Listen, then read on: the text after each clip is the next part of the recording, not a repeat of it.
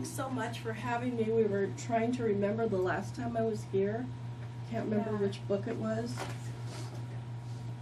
I thought I would read a little bit from the book and then tell you some information about writing it and take some questions.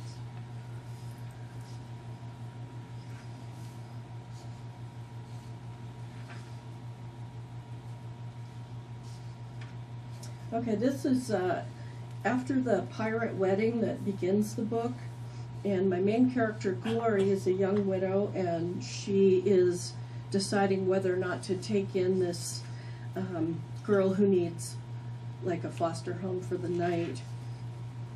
And this is basically, she has a bad headache and the girl's being a snot, so that's sort of where it goes.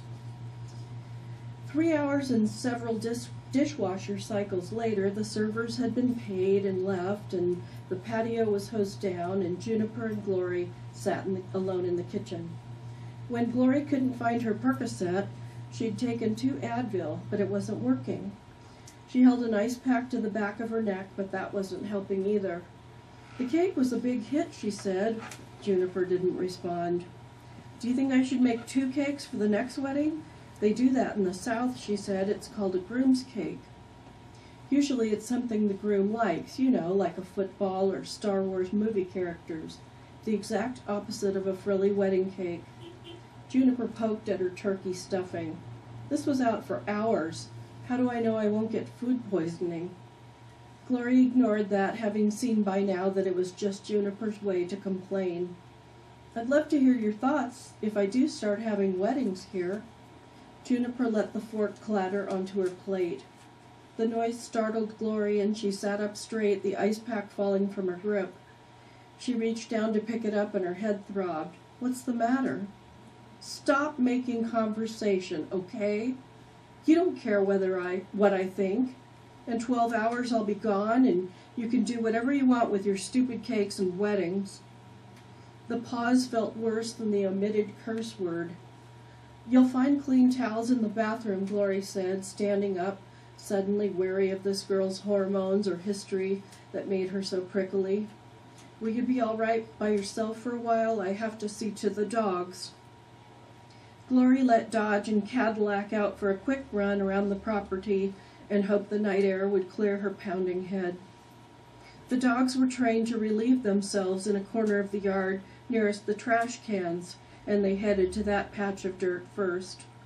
Glory gave them a few minutes, then followed with the shovel to clean up. The dogs ran down the driveway past the empty mailbox and the grazing goats behind the fence.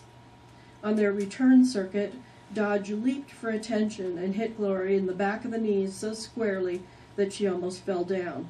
"Off," she said, and wondered if he had the slightest idea what the command meant. When Dodge barked at Nathan and Nanny, who Glory hoped would soon get pregnant, Cadillac went into gear, nipping at Dodge's heels and herding him away from the fence. Caddy had the poor dog spinning in circles in no time. Since Dan's death, the border collie seemed to live with one eye open, desperate to keep everything in line. It made Glory tired just to think of it. One day off from their usual schedule, training at 3, walk at 4, dinner at 5, and Dodge was jumping up on humans and barking that horrible, supersonic cattle dog bark of his that had landed him in the animal shelter in the first place. Glory caught his collar and gave him a quick, reassuring neck rub before letting him go. "You know," she told him, "I prefer the comfort of a schedule, too." Some of her past rescues had separation anxiety, a difficult behavior to correct. Others, like Dodge, were so desperate for affection they'd dig under the fence just to be near you. They destroyed doors and patio furniture. Some took longer to tell you their stories. Cadillac was a mystery sewn inside a silky black and white coat that felt wonderful to brush. The collie needed 2 walks a day. He guarded the horses when they went into the barn looking for dinner. He had his not-so-shining moments. He nipped the mailman. When he tried to hurt a UPS driver, Glory had to haul him away on a leash. On bad days, it took an hour of playing frisbee and the agility course training obstacles she had set up in the pasture to wear him out. If she shut him in his kennel, he sat on top of the craftsman-style, Dan did nothing halfway, doghouse, but never actually went inside it. Cadillac's favorite activity was moving the goats around. He climbed trees like a cat. All gates had to have top and bottom latches because it never took him longer than a day to figure them out. He loved learning new tricks and remembered a new voice command after only hearing it once. Glory had listened to an animal behaviorist on NPR say that you could buy your border collie a squeaky toy or you could buy him a herd of sheep. When Cadillac got that look in his eye that signaled, "I'm bored," she understood why he'd been left at the shelter. The minute Glory woke up in the morning until the time she went to bed, part of her mind was on keeping Cadillac out of trouble. She wished people who fell for the fluffy, ears-down, masked puppies could see him on a bad day. In the 6 years he'd lived at Solomon's Oak, Cadillac had chewed the cushion off a second-hand couch in Dan's workshop, spreading stuffing everywhere, scratched the barn door to bits during a thunderstorm, and antiqued a 1920s Sioux Star Pendleton blanket. All that was replaceable, if expensive, but when the dog chewed the horn off Dan's Fiesta model Bolin stock saddle, well, Glory had never seen her husband so angry. The vein in his forehead pulsed, and she worried he might have a stroke. Back at the barn, she gave each dog a quick brushing and threw the fluorescent tennis balls for 10 minutes. She scrubbed and filled their food bowls. Dodge practiced his sit-stays and did fairly well considering the wedding drama had worked him up to a jittery mess. When Glory asked Cadillac to heel off-leash and walk by the goats, he minded at first, but sneaked in the tracking posture with his back end higher than his front until Glory snapped her fingers and said, "Quit." After a final opportunity to eliminate, both dogs settled down in their kennels, ignoring the blankets inside their insulated dog houses, preferring to sit on the roofs until morning. Glory looked up at the house, at the light shining, and she would have rather scooped poop for an hour instead of going indoors to that cranky girl. But she did go inside, and by the time she did, she adjusted her attitude the way she had with each of the foster boys. She smiled at Juniper, who sat on the couch, her hands in her lap. An open Diet Cherry Coke sat directly on the oak end table, even though a coaster was right next to it. But Glory said nothing. She walked down the hall and let Edsel out of her bedroom. He raced down the hall, did a lap around the kitchen, and barked at Juniper. Glory said as she fed him the organic diet that helped with his seizures. Juniper watched silently. "What the heck is that?" she finally asked. "A mutant chihuahua?" "He's an Italian greyhound. He looks like a starving lab rat." "I know, but he gets plenty to eat. This is how they're built. Are you still hungry?" "I could eat some more of that cake. I noticed you didn't eat much dinner, so put me on restriction." Glory picked up Edsel and held him out for Juniper to pet, but she shied away. "Get that skanky rat away from me." Edsel wagged his tail. Everyone who met Edsel fell in love with the 10-pound comedian who made Glory laugh at least once a day. The girl's overtired, Glory told herself. She divided the last of the cake into two pieces that each had a scrim of glittery wave frosting. She set the plates down on the coffee table. "Here you go, Juniper." The girl picked up a plate and began eating. Glory couldn't help staring at the metal in her upper lip. It looked like a fish hook, as if she'd been snagged but tossed back. Juniper licked the frosting off her fork tines like a 5-year-old. Glory fetched her purse and handed the girl 2 $20 bills and a 10. "Woo-hoo," Juniper said limply. "I'll try not to spend it all in one place." Glory sighed. "I'm trying to be nice, Juniper, but you make it hard. So, tomorrow I'll be handed off to some trailer trash family who needs the money social services will pay them. I'll be eating mac and Velveeta. They'll be all nice at first. They always are. Help yourself to whatever's in the fridge. Make yourself a sandwich whenever you feel like it. Take second helpings." Then pretty soon they'll say how I'm wasting food and how the money the county pays them doesn't cover how much I eat. She stopped to lick her fork again. They'll get all mad and it'll be like... She held up her hand as if warding off a blow. Please tell me they don't hit you. Juniper laughed. People don't have to hit you to make you hurt. Suddenly the cake looked repulsive to Glory. Thanks to her headache, if she put a bite of the sweetness into her mouth, she knew she'd be sick. She handed Juniper the second plate. Want mine? I'm not hungry. Juniper slouched on the couch and took tiny bites, making each one last, scraping the fork tines against the plate to get every bit of frosting. Miss Proctor always says my next home will be my forever home. Forever home sounded to Glory like the way she talked about her rescue dog placements. I'm sorry this is happening to you. Not as sorry as I am. Dan would have said, sit up straight, Juniper, or sent her back to the table, but Glory didn't have the heart to tell the girl to mind her manners. Since Dan died, Glory ate her meals standing in front of the sink, right out of the pan. Sometimes she stood on the back porch steps and threw whatever she didn't feel like finishing to the hens. From the freezer, she fetched a pint of vanilla bean ice cream and handed it to Juniper. Want to go sit by the fire? I'd rather watch television. Oops, I don't have a television. Whoa, that is beyond retro. Juniper spooned in a mouthful of ice cream, and Edsel whined for a taste, but she didn't give it to him. Do you have something against dogs? Glory asked. Juniper took a spoonful of ice cream, and Glory heard the telltale click as the spoon met metal, a tongue stud. That was the one piercing she couldn't understand. Did you get bitten by one? My family had a dog once for a couple of days. What happened to it? Did it get hit by a car? Juniper set the ice cream down and frowned at her. Please, you know. Would I have asked if I knew? Color flooded into Juniper's cheeks. What is this? Some cheesy psyops thing? You trying to get me to talk about my sister? Did Miss Proctor tell you to? Did Dr. Lois? Juniper dropped the spoon and it clattered on the wooden floor. Edsel moved in for the kill and dragged it away. Sweetie, I don't know what you're talking about. Like hell you don't. Glory got up, walked down the hall to the bedroom, took the spoon from Edsel and whispered, Biscuit. He flew by at Mach 1. Dan had often said that if a foster kid didn't take to Edsel, the situation was hopeless.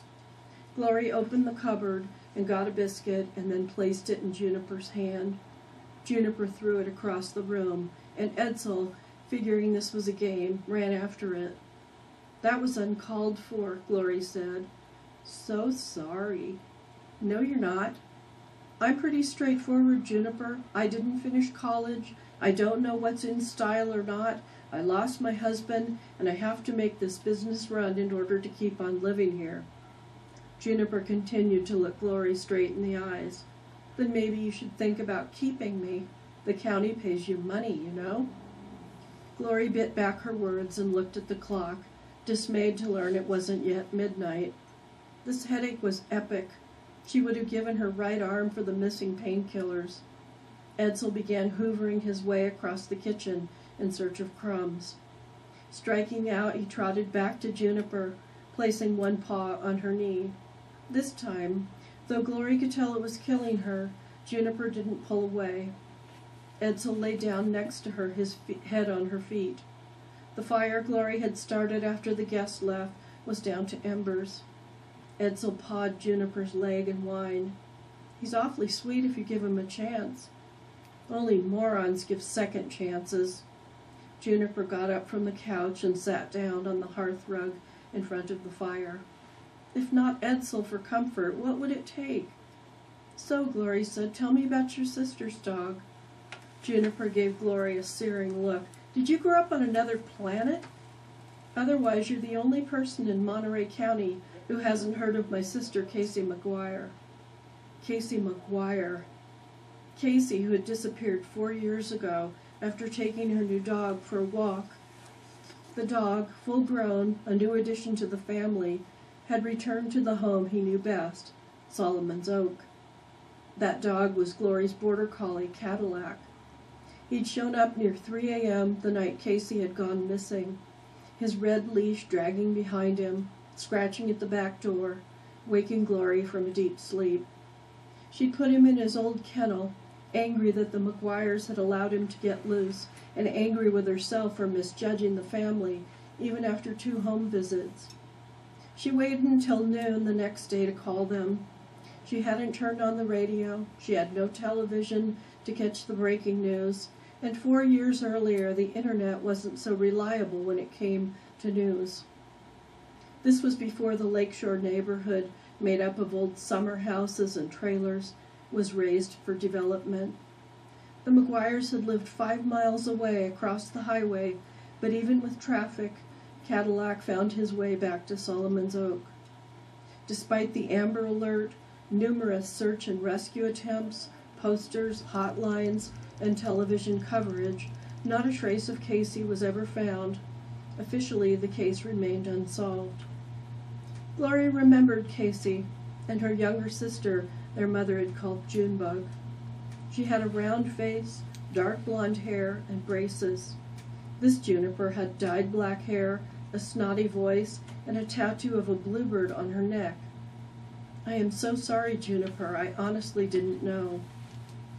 Real tears brimmed at the corners of Juniper's brown eyes.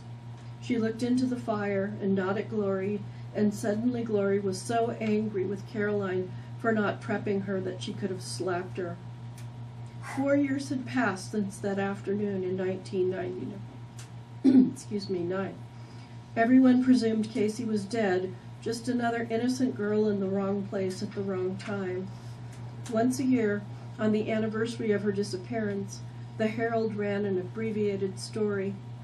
Eternally 14 years old, Casey, in a smiling school picture, beamed out from the post office bulletin board in the company of kidnappers and criminals wanted for federal offenses. Whenever Glory went to buy stamps, she saw the poster. Her friend Lorna kept a dusty basket of Bring Casey Home buttons on the counter at the Butterfly Creek General Store. The day after she disappeared, Lorna, Juan, and Dan had ridden horses deep into the wilderness area, searching.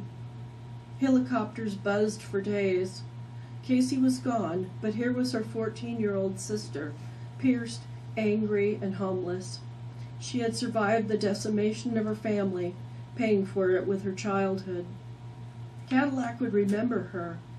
He understood English, read the subtlest gestures, but one of his uncanny traits was remembering people. So how could Glory tell Juniper her sister's dog was right outside? She wouldn't. In the morning, Caroline would pick the girl up, and that would be the end of things. But then again, it was Glory's fault the scar tissue had torn, so she might as well try to patch things up. For a long while, she watched the embers die down. "Juniper," she said, praying she wasn't making the biggest mistake of her life, "I knew your sister. Nobody in this town has ever stopped looking for her or hoping for a miracle. Come on. There's an old friend outside who wants to meet you." Glory's last chance dogs had to be convinced to bond with humans. They could survive in a shelter, bulk up with her, but in a home they would thrive. Glory taught Cadillac hand commands, a variety of whistles, and even played around with the rudimentary basics of search and rescue training. Whether she asked him to fetch a frisbee, round up the goats, or lead the way home, she barely had time to think of the idea before he did it. Tonight she rubbed his ears and asked him to go to Juniper, who stood on the back porch, unwilling to come any further. "Hug," Glory whispered. Cadillac headed for Juniper, but when he was only a couple feet away from her, without any cue, he dropped down and crept on his belly, like a soldier crossing a field, relying on proximity instead of cover. When Cadillac reached Juniper, he sat for a handshake, and when that didn't materialize, he rolled over to show her his belly and batted his paws in the air. He whimpered, sat up on his back legs, and practically wrote her an email, He wanted her to touch him so badly. Glory was proud of him for waiting until the feeling was mutual. Juniper lasted a minute before she came down the porch steps and squatted down to put herself at the dog's level. Cadillac turned over and shook himself, then began to squeal until she allowed him to come into her arms and give her a tongue bath. The moment they touched, his tail began to beat like a thresher. He yipped and licked, and the two of them stayed like that for so long that Glory had to look away. She watched moths circle the yellow porch light. She listened as the wind rushed through the great oak. Eventually, she went to Juniper and placed her hand on the girl's shoulder. Juniper looked up through her tears and said, "If only dogs could talk."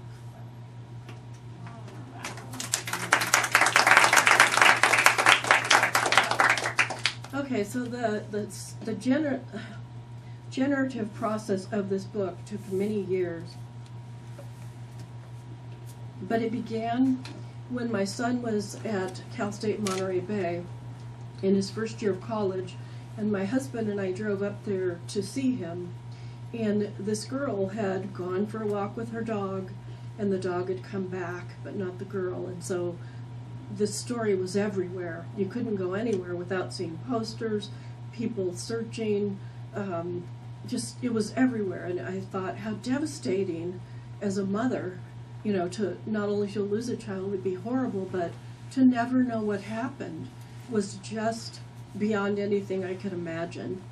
And I carried that story around for a couple of years, and I tried to write it as a novel at least 2 times before this, and it just never came out right. It wasn't as if I had the right narrator, or I didn't know enough as a mother, or I don't know. And then after my 9th book, The Alan Moon Cafe, came out, my publisher dropped me because I didn't have what they considered great sales at that time, but what today would probably be a bestseller. So I had all this time to write this story, and I was teaching in Alaska. I was teaching at the university in the master's program at that time, and we changed our format from being a resident program to a low residency, which means that once a year the students meet on campus for a couple of weeks, and they do classes and workshops, and then the students contract with an advisor to write their stories or books or whatever they're working on for the remainder of the year, and we do that through the internet. So I didn't have to maintain residency any longer there, though I loved Alaska. My husband didn't so much. So we moved to Santa Fe, and I had all this time for the book to kind of bubble to the surface. And then I sat down and started writing it, and I knew so much more. And so, it was like writing your first novel almost. There was no timetable, no deadline, nobody waiting. And who knew if I would ever get another book published again. So I did what I almost always do. I wrote to my best friend. I thought, this book will be for you. If it doesn't ever get published, who cares? I know you'll love it. We love each other's writing, and we sort of do that. And then I sent it to my agent around Christmas time. And 2 weeks after Christmas, she called me and said, I sold your book. And I was gobsmacked. And I thought, wow, that's like amazing. And I am with a new publisher now, Bloomsbury, and they're wonderful to work with and really good at editing. And I just found out yesterday that they bought my next book. So there will be an 11th book. And guess what? It's a sequel to this one. So if you have any questions or anything you'd like to know, I'd be happy to answer them. I was really moved by it, and I was curious about what made you decide to read that passage? What spoke to you thinking it would speak to us? Did you think that would intrigue us to want more? Were you passionate about how you created that, how you edited that, the essence of it? I'm just wondering what made you make that decision. Well, I actually cut about 4 pages out of it because it's much longer. But 2 things. One is, my best friend gave me the last line when she read my first draft. She said, you know, the girl would say that if only dogs could talk. And I thought that was just so heart-wrenching. And I think it gives you kind of a preview of what the story is like between Glory, who's 38 years old and a young widow, and then this crabby teenager who's 14, who, by the way, stole the Percocet. Yeah. Kids can smell out drugs, can't they? They Yes, even yes, we hide can. them. So that was why I chose that. Are you a Yes. dog person? Oh, I certainly am. I have 5 dogs, Oh, yeah. 4 too many. Tell us about I have a Papillon who's 18 and deaf and mostly blind, but she still has a great life. I have a rat terrier that was a puppy mill dog that my husband brought home, and she's completely psychotic. And I have 3 Italian greyhounds, Henry, Piper, and Rufus, and they are the comedians of my life. I always try to put at least one dog in every book that I write, a different breed, or something about rescue, because I think that you get a whole lot more from a story that has animals than just people. Can I ask Yes, something else? absolutely. I love the whole process of the writing. When you finally get down on paper what you consider to be a finished product, and then how much editing is involved? How many times do you edit? When you say you have a good editor, how much poetic license do they have in the editing process? I don't think they have much poetic license. Their role in the book is something that I can't do, which is like see perspective, long range, you know, the chronology of the book, the story, and how, you know, you could make it swifter or, I don't know, just a better story, a tighter story. My second book, Blue Rodeo, my editor said, I want you to take out the first 200 pages and turn it into a flashback. And I walked around the house crying for about a week, and then I thought, well, that's not doing anything, and I did. And she was right. But ironically, that was one book that was made into a film for TV, and it was as if they had read those 200 pages, because they put them back in. But usually I finish a draft, I show it to my friend, she comments on it, then I rewrite it, then I send it to my agent, she says she wants some changes, and then the editing on this book, I did 2 rewrites. And then I had a unique experience with the copy editor. Previously, all my copy editors have been like real familiar and personal, and this one I didn't even know if it was a man or a woman. But boy, it turned out it was a he. He was really particular about, you know, the book, and often the things that he wrote I never would have thought of. And he was right in just about 99 out of 100 examples. So from the time you finished writing the first draft until it was published, how long was that? It was a very short amount of time. It was 10 months. Usually it's longer than that, usually a year and a half. But for some reason they wanted it out, you know, this October, so I had to hustle. Is Bloomsbury a British company? I think originally they have offices all over, but Bloomsbury, New York, and UK bought this book, which is exciting because I've never had a book published in England before, so that was kind of a thrill for me. Is your best friend also a writer? She certainly is, and she's sitting right there. Oh! Her name is Erlene Fowler. She writes mysteries and mainstreams, and she has 16 books. And she's Wow. about to have her 17th come out. Well, tell 'em how we met. I taught my very first college novel writing workshop. I was a sabbatical replacement, and it was right before my very first book came out. And she was in my class. And it turned out that the guy who taught this class was kind of a control freak. And he was on sabbatical, but he still had like a workshop in his home. So all the good students went to that, supposedly. And I got lots of different students.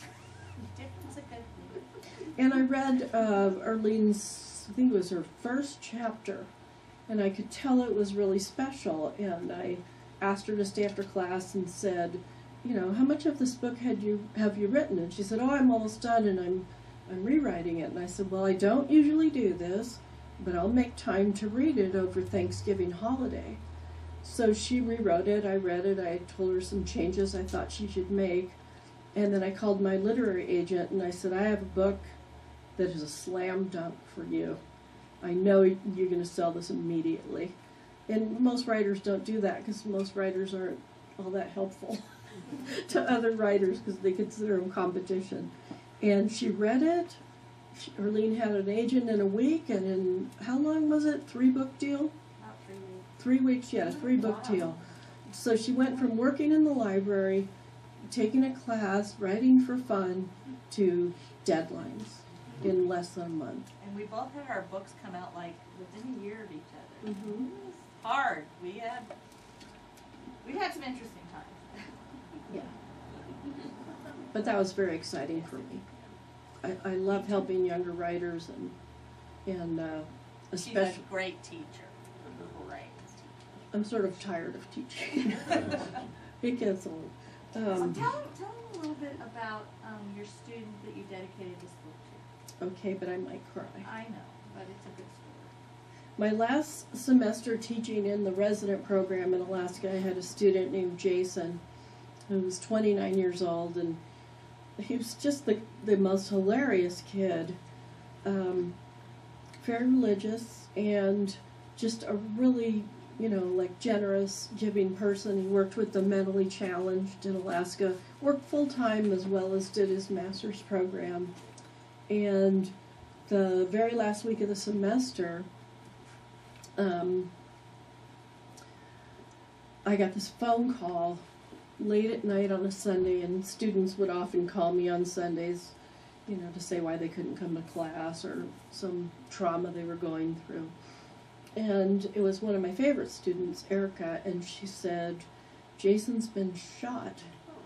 And I said, oh my God, is he okay? And she said, no.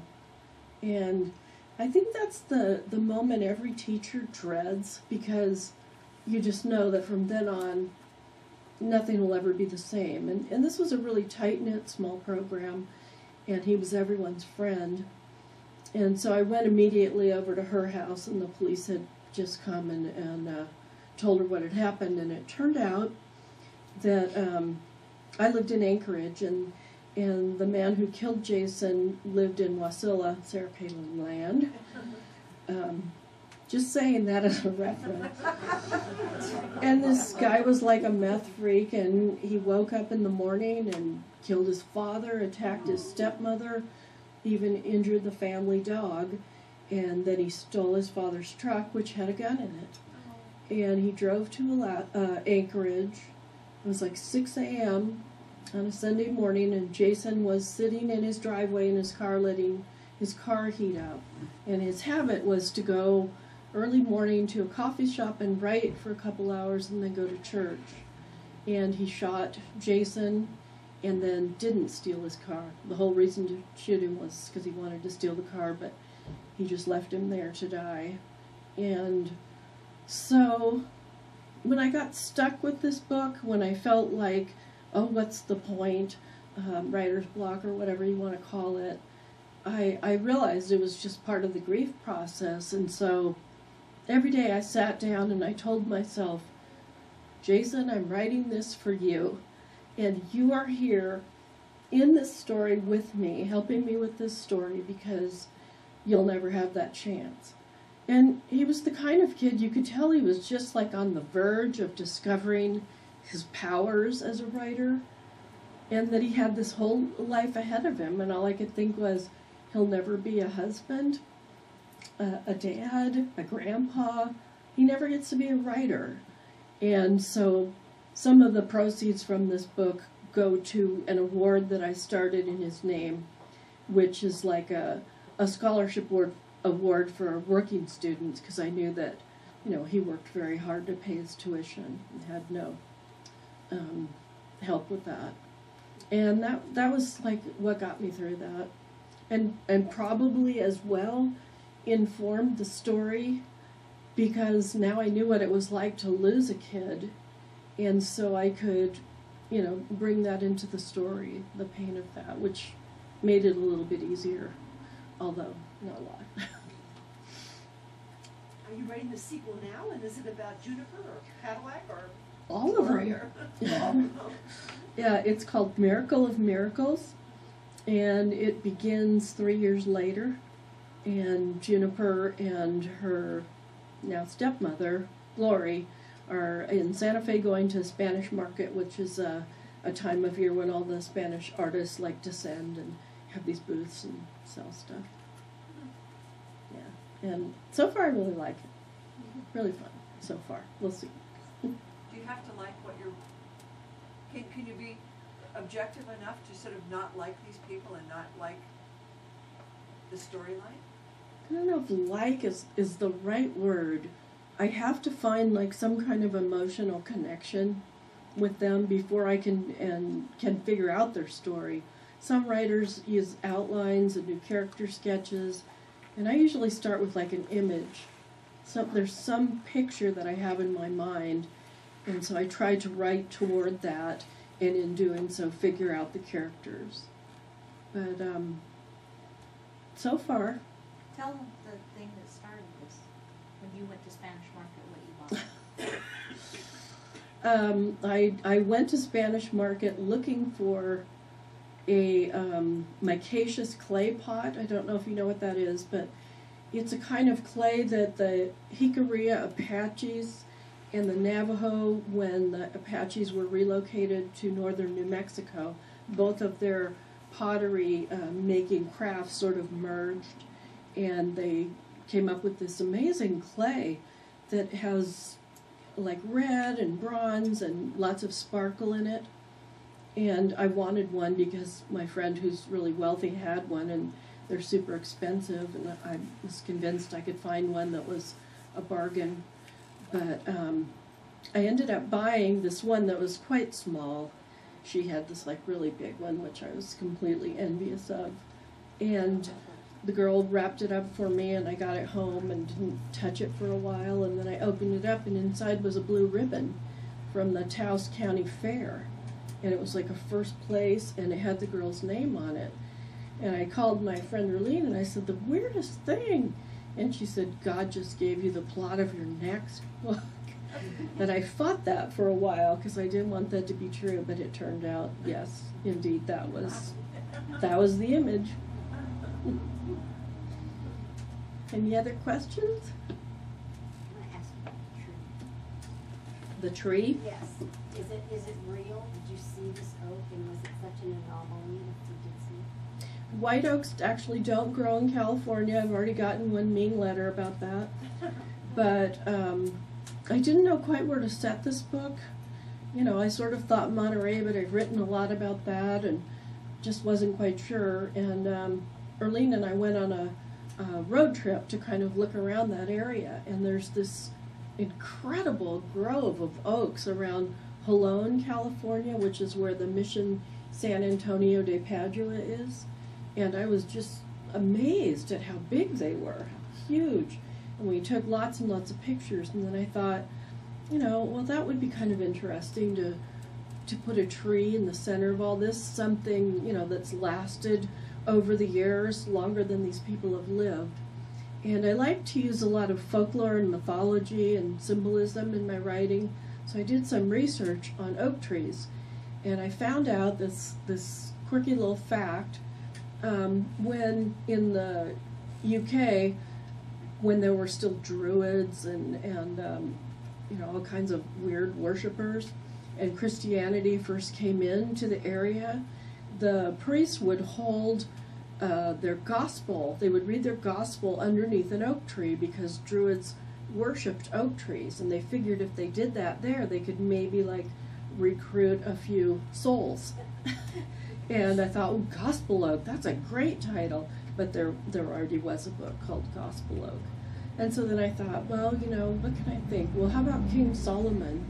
The wisdom of King Solomon, that story. And then I thought, oh, I'll just name the character's last name Solomon. and that ended up working out. It's kind of cool. I love folklore and old stories, and trying to like just put a little bit of that stuff to tuck it into your story ends up making it feel a lot more three-dimensional. So I'm curious when you first realized that you wanted and enjoyed writing. I mean, was it college or before? no, it was elementary school. I wrote a poem. I think I was in like 3rd grade or something, and the teacher sent it into the newspaper, and I never told my mother about it. We're 5 kids in my family, and you just kind of did what you did. And she opened the newspaper and went, "Ah, what is this?" And it was a poem called "The World of Make-Believe," and it was all about how I wanted to live somewhere else other than my home. She was pretty mad. And then I realized I had like a facility for writing, like rhyming things, and I always got a lot of attention at school when I did it, and so I started trying to write short stories, and I learned that you could often get out of homework assignments if you did something creative and brilliant.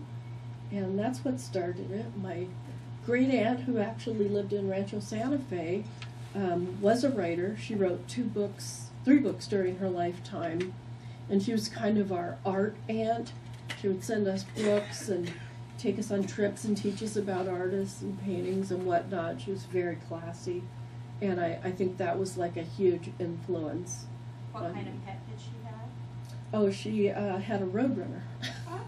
She taught school in Prescott, Arizona, and she had a pet roadrunner, and she had an unusual life. Her parents were missionary, Christian traveling missionaries, and she and her sister lived in great poverty and grew up in YMCAs. They would travel from town to town. And when she was a child, she was riding her bicycle and got hit by a streetcar, and one of her legs was amputated. And she had crutches in every color to match every outfit. She was married, I think, 4 times, and she had a huge art collection that she ended up donating in one of her husband's name.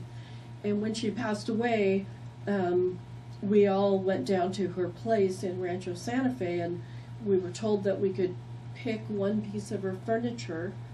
And I remember I didn't know what to pick. And my sister said, "You should take that game table. It's really cute." And of course my uncle heard it, so he wanted it. And then I went in the hallway, and there was like an English sideboard, and I thought, well, I want that. And so I told my mom, you can have it in your house, because I didn't have a big enough house for it. Well, it turned out inside it were not only like copies of all her publications. She wrote for like 17 Magazine and Collier's and stuff like that. There was also a metal box, and it was filled with love letters from a man that she had had an affair with over all of her marriages. And it was only his letters, and they weren't identified where they came from or who he was, just signed with endearments. And I remember getting that and calling my mom up and going, "You'll never guess." And she's like, "Oh, don't you dare use that." And I tried actually to write my first novel about that story, but I don't have enough maturity yet. I think it needs to gel and gel and gel, but wow. Do you think you will one day? Oh, I definitely do. I definitely do. I mean, what a great story. All we wanted to do was, like, dig her up and go, "Why? How could you do this?" And not have the other husbands find out. And, morally, how did you, it was something. Really something. My family is always giving me stories. Yeah, whether they like it or not. Okay, well, if there's no more questions, I'm happy to sign books for you, and I thank you so much for coming out. Thank you so much.